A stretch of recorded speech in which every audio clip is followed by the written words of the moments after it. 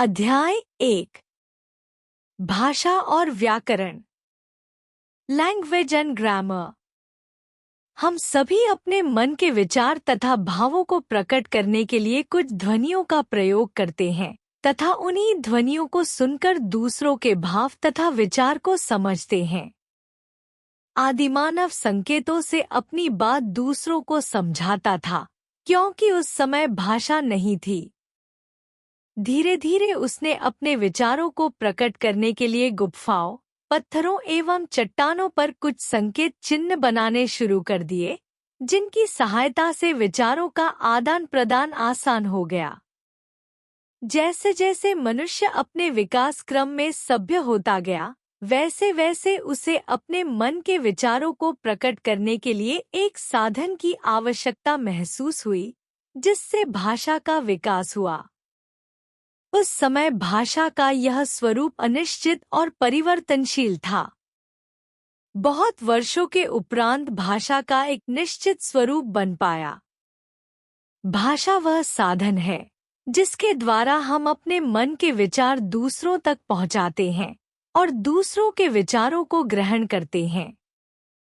भाषा के कौशल हम अपनी बात को बोलकर तथा लिखकर प्रकट करते हैं तथा सुनकर तथा पढ़कर समझते हैं। ये ही भाषा के कौशल हैं। अतः भाषा के प्रमुख 4 कौशल होते हैं: बोलना, सुनना, लिखना, पढ़ना। भाषा के रूप। भाषा के प्रमुख 2 रूप होते हैं। भाषा। मौखिक भाषा। पहला, बोलना। दूसरा, सुनना। लिखित भाषा। पहला, लिखना। दूसरा, पढ़ना।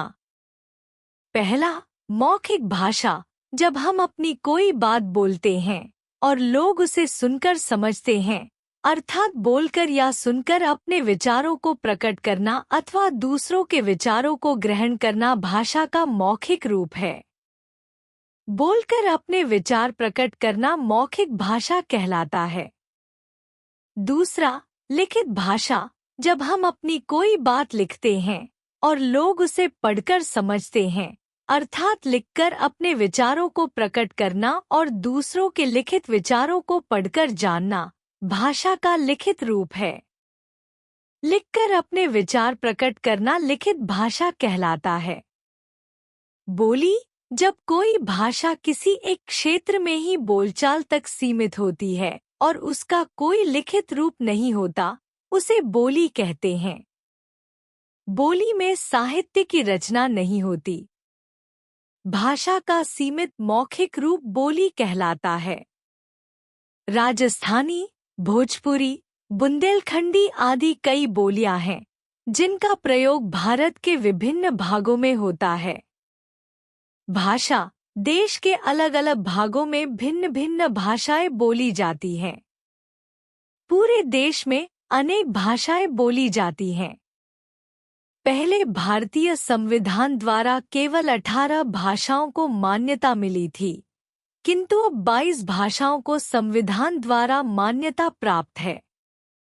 22 भाषाएं असमिया, बांग्ला, बोडो, डोगरी, गुजराती, हिंदी, कन्नड़, कश्मीरी, कोंकणी, मैथिली, मलयालम, मणिपुरी, मराठी, नेपाली, ओडिया, पंजाबी, संस्कृत, संथाली, सिंधी, तमिल, तेलुगु, उर्दू। विशेष 14 सितंबर 1949 को भारतीय संविधान द्वारा हिंदी भाषा को राजभाषा के रूप में स्वीकार किया गया और तभी से पूरे भारत में प्रतिवर्ष 14 सितंबर को हिंदी दिवस मनाया जाता है। लिपि। जब हम कुछ बोलते हैं तो मुंह से कुछ ध्वनियां निकलती हैं। इन ध्वनियों को लिखने के लिए कुछ विशेष चिन्ह निर्धारित हैं। इन चिन्हों को ही लिपि कहते हैं। प्रत्येक भाषा की अपनी लिपि होती है। कुछ प्रमुख भाषाओं की लिपि इस प्रकार हैं। भाषा। लिपि।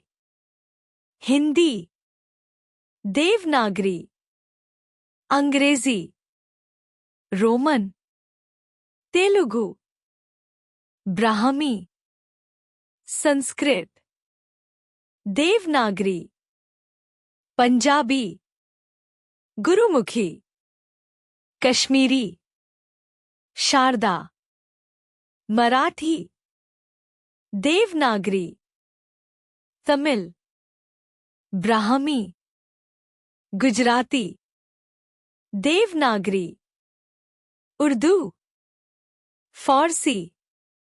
भाषा के लिखने के ढंग को लिपि कहते हैं। व्याकरण भाषा के उन नियमों को कहते हैं जिनकी सहायता से हम शुद्ध बोलना, लिखना और पढ़ना सीखते हैं। उदाहरण देखिए और समझिए। पहला, माँ खाना बना रहा है। दूसरा, लिखना है निबंध मुझे। तीसरा, तेरे को अध्यापक बुला रहे हैं। चौथा, मुझे करेला पसंद नहीं है। इन चारों उदाहरणों में कुछ न कुछ अशुद्धि है।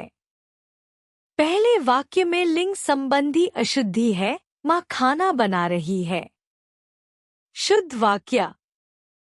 दूसरे वाक्य में शब्दों का क्रम सही नहीं है, मुझे निबंध लिखना है।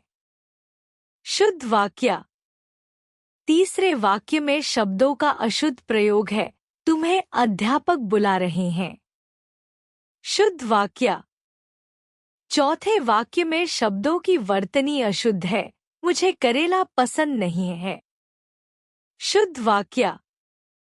भाषा को शुद्ध रूप में लिखना, पढ़ना और बोलना सिखाने वाले शास्त्र को व्याकरण कहते हैं। हमने जाना वह साधन जिसके द्वारा हम अपनी बात प्रकट करते हैं तथा दूसरों की बात समझते हैं, वह भाषा कहलाता है। भाषा के 4 कौशल होते हैं: बोलना, सुनना, लिखना और पढ़ना। भाषा के 2 रूप होते हैं: मौखिक भाषा और लिखित भाषा। भाषा के मौखिक रूप को बोली कहते हैं। प्रत्येक भाषा की अपनी अलग लिपि होती है।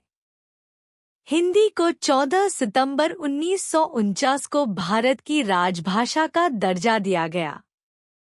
प्रत्येक वर्ष 14 सितंबर को हिंदी दिवस मनाया जाता है।